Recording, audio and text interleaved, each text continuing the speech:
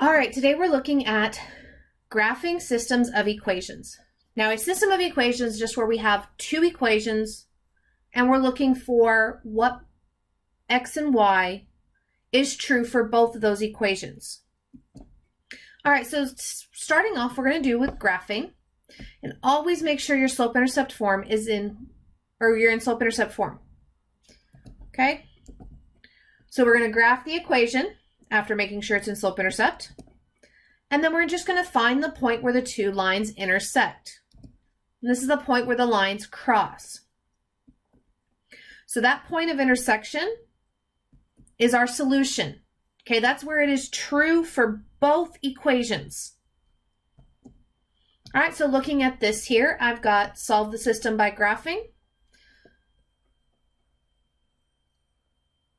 All right, so I'm going to graph that first line. So remember, we start with our y-intercept, which in this case is -1.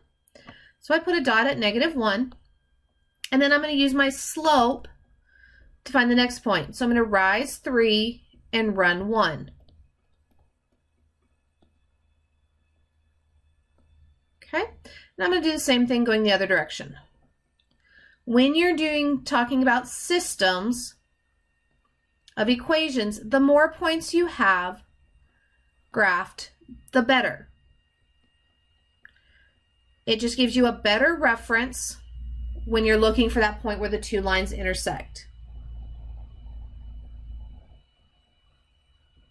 All right, graphing the second one now. So we're going to start at our y-intercept of 3, and we have a -1 slope. So that means I'm going down 1 and right 1. And again, as many points as possible is best, although we've already can kind of see where our lines are going to cross. So I'm not going to work backwards this time. And there's my line. So where do the two lines cross? Well, it's that point right there, which is the point 1, 2. So my solution is 1, 2. Okay, let's try another one. Now looking at this, my first equation is not in slope-intercept, is it? Nor is my second. So I need to put both of these as y equals. So that top one, I've got y minus 1 equals 2x.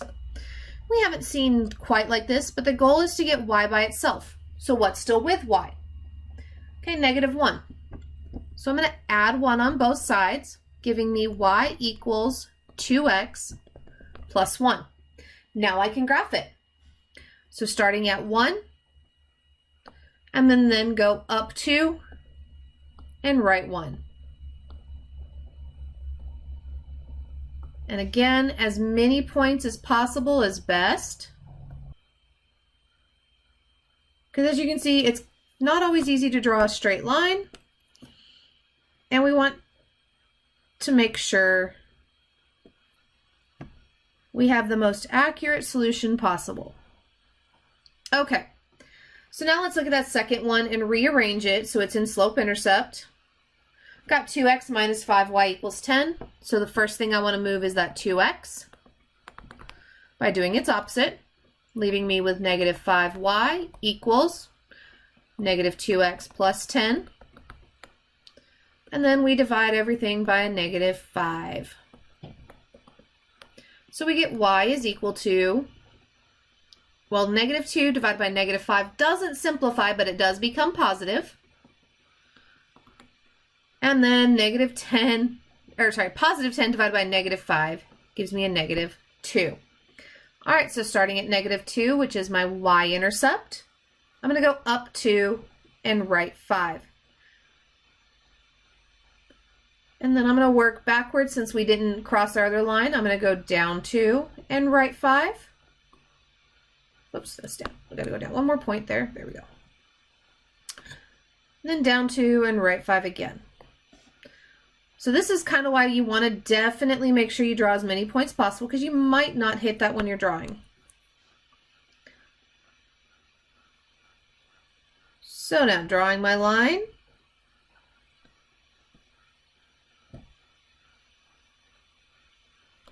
And it's looking like the point where they cross is -2, 3. So my solution for this one would be -2, -3.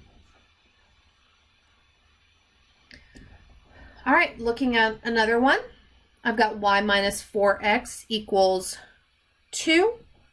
Not in slope-intercept, so I need to get y by itself. So I'm going to add 4x to both sides because that's what's with y. Oops, sorry, my pin's acting up again. So we get y is equal to 4x plus 2.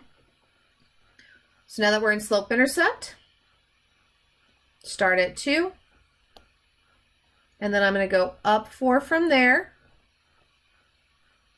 and right 1.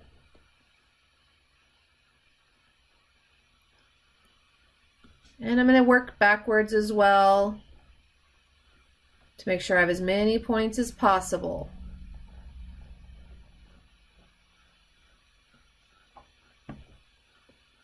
And draw my line. Okay, now working out the second one.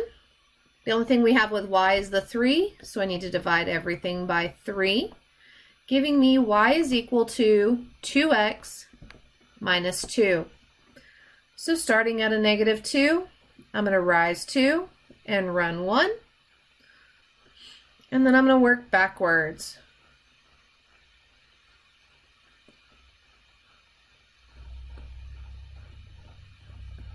All right, so my solution for this one is this point right here. It's where the two lines cross. And it's -2, -6. We're always going to write our solution as an ordered pair because that's what it is. It is a point on that line.